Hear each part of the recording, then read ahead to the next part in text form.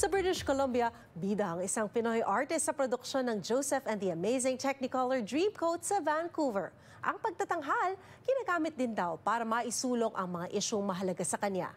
Kilalanin si Argel de Monte de Ramos at ang advokasya niya sa report na ito. Sa British Columbia, bida si Filipino-Canadian actor Argel Monte de Ramos sa multi-award-winning show Joseph and the Amazing Technicolor Dreamcoat.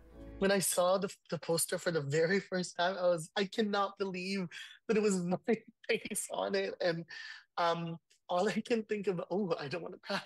But all I can think about is that young Argel who lost his piano and was devastated, had the worst 2 weeks ever because I did not have an outlet for the arts.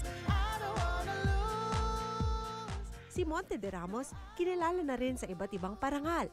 Kamakailan naging nominado rin siya sa Leo Awards para sa DTF Best Musical Score for Short Film.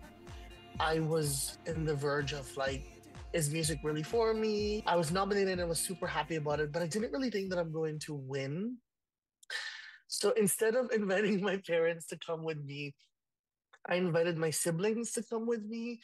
And they kind of played as like my parent as I grew up, just because there's 4 of us. And then my mom moved here to be a caregiver when I was in the Philippines. Bunso sa magkakapatid, lumaki raw siya sa isang musical family.